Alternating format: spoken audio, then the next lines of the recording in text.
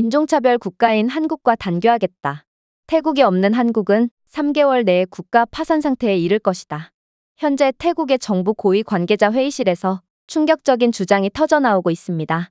그리고 태국 국책을 자문하러 온 영국인 교수는 이에 대한 놀랄만한 주장을 해서 큰 화제가 되고 있다고 하는데요. 그렇다면 회의실에서는 대체 어떤 주장이 오갔던 것일까요? 안녕하세요. 저는 영국 출신의 데이브라고 합니다. 저는 현재 영국 최고의 대학교라고 볼 수 있는 옥스포드 대학교에서 경제학 교수로 재직 중인데요. 저는 영국의 경제 상황을 분석하는 것도 좋아하지만 제 주된 관심사는 국가 간의 경제 관계를 분석하는 국제 경제학 과목입니다. 실제로 제 분석 리포트는 영국 최대 언론인 BBC에서도 여러 차례 사용되는 등 저는 이 분야에서 꽤나 저명하다고 볼 수 있는데요. 그런데 최근에는 다소 뜬금없게도 태국 정부에서 제게 경제 자문을 구해오는 거 아니겠어요? 사실 저는 그동안 무수히 많은 국가들에서 자문 요청을 받아왔지만 대학교에서 인재를 키우고 연구를 지속하는 게 교수로서의 제 본분이라고 생각했기에 늘 거절해오기만 했는데요. 하지만 이번 태국의 자문 요청에는 제가 절대로 거절할 수 없는 조건 하나가 존재했기에 저는 그렇게 홀린 듯 태국으로 향할 수밖에 없었습니다. 왜냐하면 태국 정부 대변인 측은 현재 태국은 인종차별과 갑질을 일삼는 한국과의 관계를 완전히 단절할 생각이고 그 자리를 중국으로 대체할 거라는 내용을 전달해왔기 때문인데요. 사실 한국이라는 나라는 제가 특히나 관심이 있고 또 많은 연구를 해왔던 나라였기에 한국과 관련한 자문이라면 반드시 해보고 싶다는 욕심이 들 수밖에 없었고 그렇게 저는 한 걸음에 태국에 도착하게 되었습니다. 그리고 그렇게 들어가게 된 회의실에서 저는 태국이 이 자문에 구군을 걸었구나 싶어 약간의 긴장을 할 수밖에 없었죠. 왜냐하면 이건 그저 경제자문일 뿐임에도 회의실 내에는 태국이라는 나라를 쥐락펴락하는 여러 권력자들이 전부 모여 있었거든요. 그리고 이들의 태도에서는 분명 여유로운 척하려는 모습이 엿보였지만 간간히 보이는 식은땀을 흘리고 손톱을 물어뜯는 모습을 보면 태국은 어렴풋이 한국의 영향력과 중요성을 어느 정도 알고 있는 모양이었죠. 아무튼 그렇게 회의는 시작되었습니다. 사실 저는 태국 정부 측이 오만한 한국과의 관계를 단절하겠다고 하기에 무슨 대단한 일이라도 있었나 싶었는데요. 그런데 태국 정부 대변인은 정말 예상치도 못했던 충격적인 말을 해오기 시작하더군요. 교수님께서는 최근에 있었던 한국의 태국인 입국 거부 사태에 대해서 잘 알고 계실 겁니다. 한국은 오직 태국인들을 대상으로만 상당히 엄격해진 입국 요건을 들이밀었고 결국 수많은 태국인들이 한국 공항에 도착하자마자 터무니없는 사유로 추방당하고 말았거든요. 심지어 한국 정부는 한국에 체류하고 있는 태국인들을 대상으로 부당한 대우를 하고 있고 따라서 이번 상반기에만 2,000명 이상의 태국인들이 한국으로 추방당했다고 합니다. 이건 한국이 태국을 무시한다는 명백한 증거라고 할 수 있고 한국은 인종차별의 국가라고 할 수 있습니다. 그런데 한국은 선진국이라고 분류되긴 하지만 겉만 그럴듯하지 별건 없는 약소국 아닙니까? 한국은 태국의 경제 수준과 비교했을 때도 그다지 차이가 나는 국가도 아닌데 이런 국가가 태국을 노골적으로 무시한다면 어떤 보복을 당하게 되는지를 직접 경험해 볼 필요가 있습니다. 결국 그의 말은 한국이 태국에 갑질을 했고 자존심이 상한다는 이유만으로 한국과의 관계를 끊겠다는 말이었는데요. 그러나 발단이야 어찌됐든 저는 자문을 구하러 온 태국에 도움이 되는 말을 해줘야 했기에 그렇게 현실적인 조언을 해주기 시작했습니다. 단도직입적으로 말씀드리겠습니다. 만약 태국이 한국과의 관계를 단절한다면 태국은 그 즉시 20세기쯤으로 퇴보해서 완전히 경쟁력을 잃고 말 것입니다. 왜냐하면 한국은 현재 세계 질서를 주도하는 강대국이 된 지 오래고 그러한 세계의 흐름에서 태국도 예외가 될 수 없거든요. 실제로 태국은 한국과의 관계를 끊기에는 너무나도 많은 것들을 한국에 전적으로 의존하고 있습니다. 일단 태국이 절대로 잊어서는 안 되는 부분이 바로 한국은 메모리칩, 프로세서, 디스플레이 분야의 글로벌 시장을 장악하고 있는 삼성전자, SK하이닉스와 같은 세계 최대 반도체 기업의 본거지라는 점입니다. 한국이 개발한 최첨단 칩은 스마트폰부터 산업용 기계에 이르기까지 거의 모든 최신 전자제품의 전력을 공급하죠. 그런데 태국의 전자산업은 어떻죠? 태국은 한국이 만든 이러한 최첨단 반도체와 전자부품에 전적으로 의존하고 있는 상황이며 만약 한국이 태국으로의 반도체 수출을 끊기라도 한다면 태국의 주요 전자 제조업체들은 그 즉시 생산을 멈추고 공장을 폐쇄해야만 합니다. 물론 대안은 없습니다. 한국의 반도체 칩은 전 세계가 수입하고 있고 한국이 만든 칩보다 더 성능이 훌륭한 칩은 존재하지 않는 게 현실이거든요. 자, 전자공장 가동이 멈춘 태국은 이제 대규모 해고로 이어지며 지역 경제 순환이 멈추고 말 것입니다. 그리고 각종 디지털 및 가전제품들을 수입에 의존해야 하므로 95%의 태국인들은 기본적인 냉장고나 에어컨조차 비싸서 구매하지 못하게 되겠죠. 일자리도 없는데 공산품 가격이 3배 이상 오르는 상황은 생각만 해도 끔찍하지 않습니까? 그야말로 한국이 태국으로의 반도체 수출만 막아도 태국은 국가 셧다운 직전에 몰리게 된다는 것입니다. 이게 바로 기술 강국을 건드린 대가입니다. 한국은 기술 연구개발을 위해 GDP의 4.5% 이상을 투자하는 연구개발 강국입니다. 그리고 이러한 투자는 한국인들의 높은 지능지수와 맞물려 엄청난 성과를 내고 있는 중이죠. 그러나 태국은 한국과 GDP가 3배 이상 차이 남에도 연구개발에 대한 지출은 GDP의 0.3%일 뿐입니다. 따라서 태국은 한국과 첨단 산업에서 경쟁하거나 AI, 나노기술 등에서 한국과 같은 높은 지위를 갖기가 거의 불가능하죠. 한국의 GDP 규모를 고려해본다면 태국은 자신들의 GDP 중 13.5%를 투자해야 겨우 한국이 투자하는 금액과 비슷해지는데 태국은 과연 지금의 연구개발 투자 비용의 45배를 더 투자할 수 있을까요? 이건 현실적으로 절대로 불가능한 이야기고 기술력이 없는 태국은 기술 강국 한국을 제1의 무역 파트너로 생각해야 한다는 것입니다. 뭐 안타깝지만 한국과 관계를 단절한 태국의 시련은 여기서 끝이 아닙니다. 한국은 세계 최초로 5G 네트워크를 전국적으로 출시한 네트워크의 선구자로 인정받고 있는 국가이기 때문이죠. 한국 전역에는 이미 세계에서 가장 빠르고 진보된 5G 인프라가 구축되어 있으며 한국은 이를 기반으로 도시 곳곳에 스마트시티, IoT, AI 기반 서비스 등의 미래 디지털 기술을 구현해 놓은 상황입니다. 그리고 태국이 앞으로 한 발자국 더 나아가고 싶다면 한국의 5G 기술이 필수적으로 필요하죠. 현재 태국은 발전하고 있긴 하지만 5G 인프라 측면에서 여전히 뒤처져 있습니다.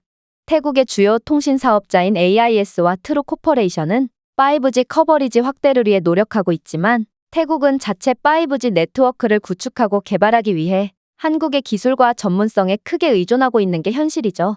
만약 한국이 통신 기술을 더 이상 제공하지 않는다면 5G 인프라를 구현하고 확장하려는 태국의 노력이 물거품이 되어버려 디지털 경쟁력이 저하될 수밖에 없을 것입니다. 이로 인한 기술 격차는 태국의 디지털 경제 발전을 저해할 것이고 한번 경쟁에서 뒤처진 태국은 그대로 후발주자로 남아 평생 동안 기술 후진국으로 남아있게 되겠죠.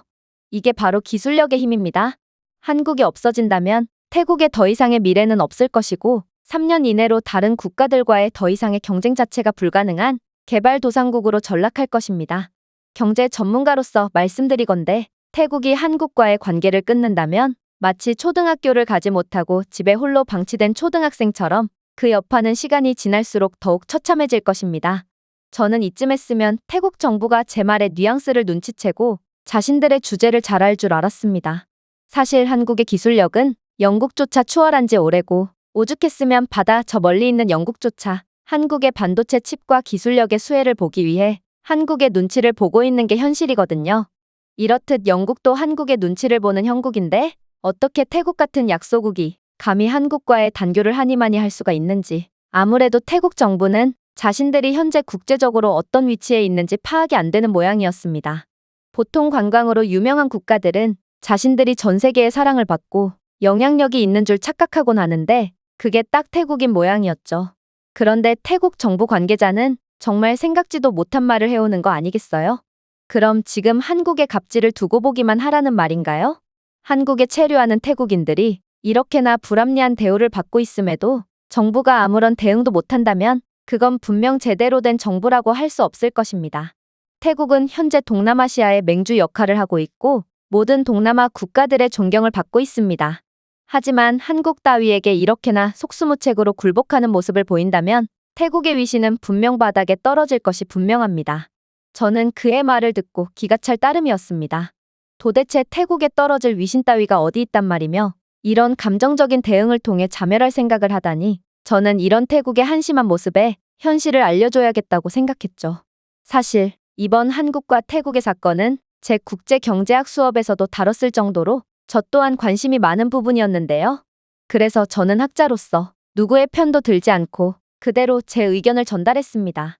글쎄요, 저는 한국과 태국 어느 국적도 아닌 제3자로서 의견을 말씀드려보자면 한국의 이번 대응은 전혀 문제될 게 없어 보입니다. 방금 한국에 체류하고 있는 태국인들이 한국에서 불합리한 대우를 받고 있다고 하셨나요? 당신은 지금 거짓말을 하고 있습니다. 한국은 국제법 때문에 합법적인 체류자들을 함부로 대할 권리가 없거든요. 즉, 지금 문제가 되는 이들은 전부 불법 체류자고 한국은 이러한 태국 국적의 불법 체류자들을 국제법에 의해 적법하게 처벌하고 있는 것입니다. 현재 한국으로 입국하는 태국인들 중 80%가 불법 체류자가 되는 상황이고 현재 한국 내에는 40만 명 이상의 태국인 불법 체류자로 득실되는 상황이라고 하는데요.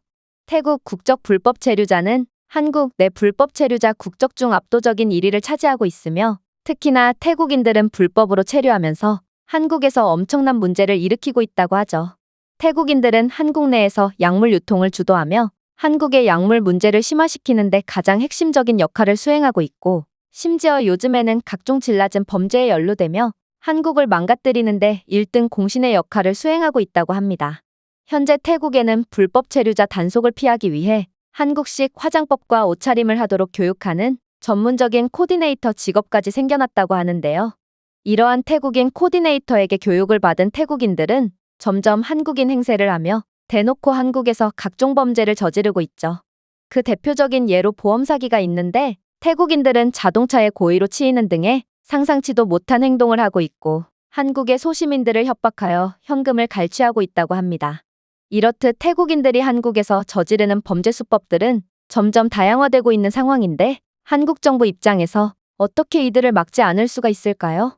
태국 정부는 오히려 한국에 사과를 해야 할 것이고 태국인 불법 체류자들의 범죄에 대한 책임을 지는 편이 옳다고 생각합니다. 저는 태국의 발전을 위해 진심 섞인 조언을 했음에도 태국 정부 측은 자국민이 한국에서 범죄를 저지르든 말든 관심이 없다는 말을 하며 그러니까 한국 정부가 불법으로 체류할 사람과 단순 여행객을 잘 분별했어야 하는 거 아니냐는 황당하고도 책임감 없는 말을 건네는 거 아니겠어요? 아니, 그래서 지금 한국이 입국 요건을 강화한 것인데 태국은 정말 앞뒤가 전혀 맞지 않는 논리를 펼치며 사람을 답답하게 하는 재주가 있는 듯 보였습니다. 그런데 이러한 황당한 주장으로 시작된 태국 측의 주장이 정말 가관이더군요. 당신은 자꾸만 한국 편을 드는 것 같은데 이젠 아무래도 상관이 없을 것 같군요. 사실 태국 측은 당신에게 자문을 구하긴 하지만 사실상 한국을 버리고 중국과 더욱 밀접한 관계를 맺기로 결정한 상황이거든요. 이에 대한 가장 큰 이유는 바로 한국인 관광객들의 낮은 수준 때문입니다.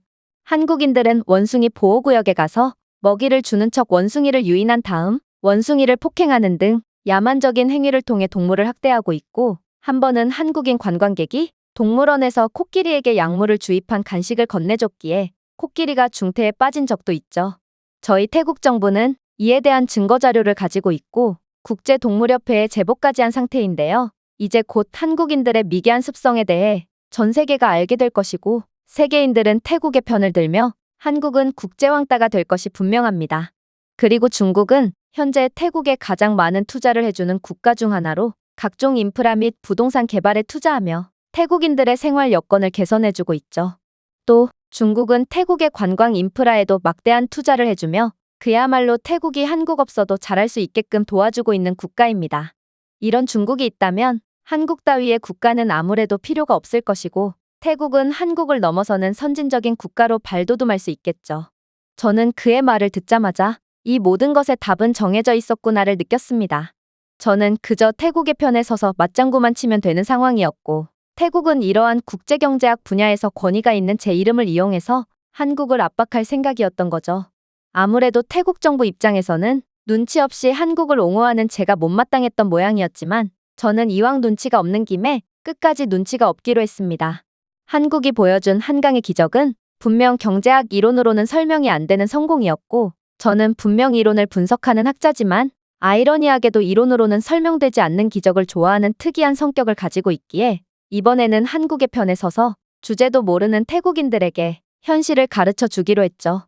글쎄요, 한국인 관광객들이 태국에서 동물학대를 하고 있다고요? 저도 이와 관련한 뉴스를 몇 번 본 적이 있는데 언론 보도는 전부 한국인이 아닌 중국인들이 태국 및 외국에서 동물학대를 저지르고 있다고 했는걸요? 아무래도 태국은 한국을 무작정 비하할 목적으로 중국어를 구사하는 중국인의 모습을 무작정 한국인이라고 우기며 제보했지만 요즘의 전 세계인들은 전부 한국어와 중국어쯤은 구분할 수 있게 되었기에 태국의 술수가 통하지 않은 것 같네요. 자, 이제 한국의 강력한 소프트 파워를 느끼셨나요? 만약 그 중국인이 태국어를 구사했다면 전 세계인들은 태국어와 중국어를 구분하지 못했겠지만 요즘의 세계인들은 아무리 한국 문화에 관심이 없더라도 반드시 한 번쯤은 K-팝이나 한국 드라마를 접하게 되므로 거의 대부분이 한국어를 인지할 수 있게 되었거든요. 즉, 한국은 태국이 감히 어찌할 수 있는 국가가 아니라는 것입니다. 그리고 태국은 한국을 버리고 중국을 선택하겠다는 자신감을 보여줬는데 이건 애초에 전제 조건 자체가 잘못된 것입니다. 태국은 감히 한국을 버리고 말고 할 위치가 아니며 오히려 한국과의 관계 유지를 위해 무릎이라도 꿇어야 하는 위치입니다. 그리고 설마 태국 정부가 한국과의 단교라는 바보 같은 결정을 내린다면 태국은 그 즉시 망해버릴 게 분명하죠. 자, 태국은 현재 관광업과 농업 같은 저부가 가치 산업에 의존하고 있습니다. 즉, 태국은 필연적으로 한국 같은 첨단 산업 및 다각화된 수출 시장을 가지고 있는 경제 강국에 상당 부분 의존할 수밖에 없는 것이죠. 그러나 태국이 만약 운명을 거스르려고 한다면 문제는 매우 골치 아파질 것입니다. 일단 현재 태국 내의 한국인 관광객들이 전부 사라지면서 태국 관광산업은 전례 없는 위기를 겪고 있는데요. 태국은 한국인 관광객에 대한 관광 수입을 중국인 관광객들로 메꾸려고 하고 있지만 이는 완전히 실패했다고 볼 수 있죠. 일단 한국은 세계에서 가장 구매력이 높은 국가이며 반대로 중국은 세계에서 가장 구매력이 낮은 국가인데요. 심지어 한국인들은 해외의 관광지에서 매너 있는 행동으로 관광지를 깨끗하게 보존시키고 있다면 중국인들은 앞서 말한 동물학대나 불교 사원에서 대소변을 본다든지 하는 각종 기행을 일삼으며 태국 관광지를 완전히 망치고 있죠. 실제로 한국인 관광객들이 중국인 관광객들로 어느 정도 대체된 이후 태국의 관광지 보수 및 관리 경비는 4배로 폭증했고 훼손된 태국의 관광상품 때문에 실망한 다른 국적의 관광객들까지 태국을 찾지 않게 되어버렸습니다. 이로 인해 태국의 리조트나 호텔, 기업 등은 전부 파산위기에 몰려 있는데요.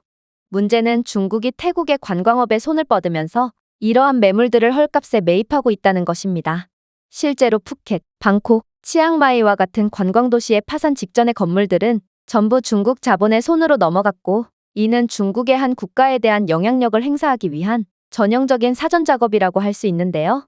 이대로라면 태국의 핵심 관광 산업들은 전부 중국의 차지가 될 것이고 태국이 관광지로 유명해질수록 이득은 전부 중국이 가로채가는 구조가 되겠죠. 하지만 여기까지 갈 것도 없을 것입니다. 태국은 사실상 한국 기업 상품의 조립 및 제조에 전적으로 의존하며 외화를 벌어들이고 있거든요. 그런데 만약 한국이 태국에 지은 공장을 전부 철수해버린다면 태국은 어떻게 될까요? 태국은 현재 자동차 조립의 핵심 지역이라고 불리지만 이건 전부 한국의 현대와 기아자동차 같은 글로벌 기업들이 태국을 선택해 주었기 때문입니다. 현재 한국의 현대와 기아자동차는 특히 전기자동차, 하이브리드 기술, 연료 효율적인 자동차 분야에서 자동차 혁신의 선두주자인데요. 이들 기업은 자율주행 기능, AI 통합, 첨단 안전 시스템과 같은 첨단 기술로 매년 수백만 대의 차량을 생산하며 전 세계적으로 인정받고 있습니다. 그리고 이러한 한국 자동차 시장의 호황은 태국이 조립을 맡음으로써 약간의 낙수 효과를 누리고 있는 중이죠. 이러한 태국 지역 곳곳에 있는 한국 기업들의 자동차 공장들은 해당 지역의 생계를 책임지는 역할을 맡고 더 나아가 지역 경제가 순환될 수 있도록 하고 있습니다. 하지만 한국 입장에서 조립을 위한 더 나은 국가들은 상당히 많고 얼마든지 태국을 배제할 수 있습니다. 그리고 그렇게 된다면 한국이 세운 공장으로 먹고 사는 태국 현지인들은 전부 굶어 죽게 되는 것이죠. 물론 이들 지역은 관광지로서 새로운 변화를 꾀할 수도 없을 것입니다. 왜냐하면 지금만 봐도 한국인 관광객이 발길을 끄는 태국 관광지는 완전히 붕괴되었다는 것을 알 수 있는데 태국은 있던 관광지도 망해가는 판국에 새로운 관광지를 개발시킬 여력도 자본도 없을 거거든요. 아무래도 태국은 그저 중국의 속국으로서 실컷 이용만 당하다 버려지는 꼴이 되겠죠. 그러나 안타깝게도 태국의 시련은 여기서 끝이 아닙니다. 한국의 자동차 회사들이 태국을 떠나고 관계까지 단절한다면 태국은 한국으로부터 자동차 부품을 수입할 수 없어서 한국의 자동차 부품에 전적으로 의존하던 태국 자동차 회사들은 줄줄이 망해버릴 게 분명하거든요. 다시 말하지만 태국은 한국의 첨단 부품과 기술에 전적으로 의존하는 국가로 이러한 기술은 중국이 쉽게 대체할 수 없습니다. 그리고 결정적으로 중국은 태국보다도 인건비가 저렴한 국가로 중국은 절대로 태국에 공장을 지어주지 않을 것입니다. 결국 태국은 이러한 1차 산업에 의존하는, 정확히 말해서 한국의 기술 중심 산업에 완전히 의존하는 국가기에 한국과의 관계가 끊어짐과 동시에 곧장 국가 파산 상태로 떨어질 수밖에 없는 것이죠. 태국은 애초에 한국 경제에 종속하는 형태로 경제를 발전시켜왔고 이제는 한국이 없으면 국가 자체가 괴멸되어 버리는 기형적인 산업 구조를 갖게 되었습니다.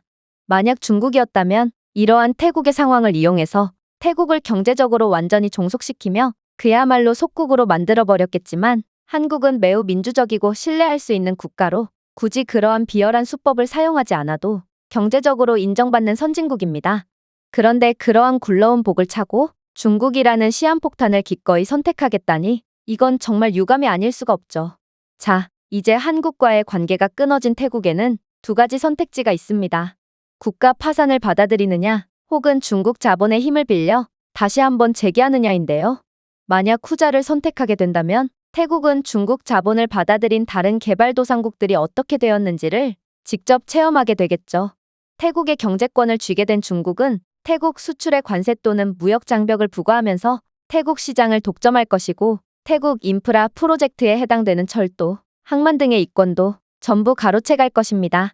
결론적으로 전자를 택하든 후자를 택하든 태국은 국가 파산 상태에 이르게 될 것이고 이건 주제도 모르고 한국의 까분 대가를 톡톡히 치르게 되는 과정이라고 볼 수 있습니다. 태국 전역이 완전히 쑥대밭이 된다는 제 주장에 태국 정부 관계자들은 이럴 줄은 몰랐다는 얼굴이 새파랗게 질려버렸는데요. 그러나 이들은 계속해서 주장을 이어나가려는 제 입을 막더니 지금 태국을 무시하는 거냐며 맹렬히 화를 내는 도무지 이해 못할 행동을 하기 시작하더라고요. 이러한 황당한 상황에 저는 쓸데없이 자존심만 센 태국은 구제를 하려야 할 수가 없는 국가임을 인지하게 되었고 결국 고개를 절레절레 내저으며 회의실을 박차고 나가버렸습니다. 기술력과 자본이 뒷받침된 한국 입장에서는 태국 말고도 다른 선택지가 충분히 많지만 태국은 그저 선택을 받기를 기다려야 하는, 굳이 따지자면 을의 위치에 있다는 것을 절대로 인정하려 하지 않았고 결국 솔잎을 먹기를 거부한 송충이의 운명은 정해져 있다고 볼 수 있겠죠. 제가 준비해온 내용은 여기까지입니다. 끝까지 시청해주셔서 진심으로 감사드리며 여러분들의 구독과 좋아요, 알림 설정은 영상 제작에 큰 힘이 됩니다. 이상 세모튜브였습니다.